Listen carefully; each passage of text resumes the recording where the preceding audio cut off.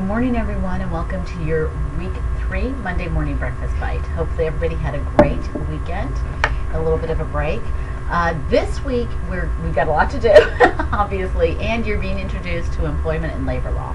And that's going to be important because as you create your scenarios, you may be creating an employment law situation or a labor law situation, depending on which way you go. So you're going to start working on your team project this week, and in working on your team project this week, you're also going to start working on your team building exercise. So you want to go ahead and get a head start on that because that is due this week as well. So let's take a look real quick at the homework subfolder. And in homework subfolder, you have your team building exercise and the submission Dropbox for that. And all you're doing in that exercise is identifying your strengths and weaknesses, and then coming together as a group and saying, okay, what strength is my primary strength that I'm bringing to this? And how am I going to be able to better assist the group given that strength? Am I going to be better at research? Am I going to be better at writing? Am I going to be better at the analysis of the situation? Whatever it is, you all are going to have your specific tasks and break those up based on your strengths, because you want to be able to present the strongest deliverables possible with each deliverable. And so this week, this also means that you are creating your team project deliverable 1, which is creating a hypothetical fake scenario, and that scenario is going to be one of the scenarios that's chosen to move forward possibly. So when you create this scenario, you want to make sure that you're including facts, and facts are what exactly took place. Don't be afraid to say, if you're doing a hostile work environment, what exactly was said, what type of words were used, whether it's offhanded jokes, whatever it might be.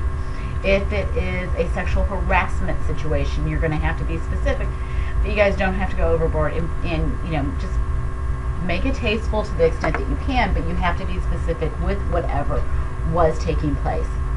If you're choosing one of the other, if it's an employment discrimination case where the person is either being discriminated against based on race, sexual origin, whether it is age, whatever it might be, whether it's religious discrimination, you want to go ahead and you want to identify what facts are supporting the plaintiff's position or alleged employee's position that something is occurring inappropriate. Or if it's an ADA, which is Americans with Disability Act accommodation issue, was the employer not properly accommodating the individual employee? Is it a hiring issue with regard to discrimination under the ADA? Whatever it might be, look at the material for this week as you go through and you develop your scenario. The first section of the scenario, first paragraph, should discuss the dynamics of the company. What does the company do? How many employees does the company have? Where is the company located? In what state? What are the duties of the employee or employees affected? And those types of things. Obviously, you've got to give those demographics, that background on the employer and on the employees as well, or employee. And then from there, the next paragraph should be about what exactly took place. So the next paragraph or 2 should be about exactly what took place, the specifics that are giving rise to a potential lawsuit. And you're not going to create this black and white. You're not going to say, this, and this. And you do not, under any circumstances, identify the issue within your scenario itself, because that's for us to determine later on. What you're doing is you're creating the fact situation that leads to a potential issue. And then in your last paragraph, you're closing. What's going on? Did the employee get fired? Did the employee resign? What's happening? The employee obviously went to seek legal counsel, and you could state that, but don't state why they actually sought legal counsel, because that's to be determined. And they basically, the employee sought legal counsel and is looking into what his or her rights are as a result of the situation, that kind of thing. So hopefully that gives you guidance on how to do this. It should be no more than 1 page or a page and a half. It could be up to a page and a half. So I would say between 500 and, let's say, 850 words, or 500 and 1,000 words, depending on how well developed it is. And try to develop this as well as possible, because you have somebody else that's analyzing, that's going to analyze potentially the situation.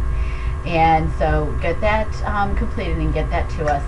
The quiz 2 you have this week as well that's due, and then you have a video quiz that's due. This is the last video quiz, yay. And then you have your current event evaluation for this week's discussion. So I know you've got a lot due this week. You kind of had a break last week, and now we've got a lot due this week. But you can get it done, and then next week we're going to, I believe it's next week we have the midterm, but let's double check on our dates real quick. Yeah, next week we have the midterm, so you'll be preparing for that. This week, focus on labor law, employment law. Realize that there is a difference between employment law and labor law, and so make sure that you understand what those differences are as you go through the materials. If you have any questions, as always, do not hesitate to contact me.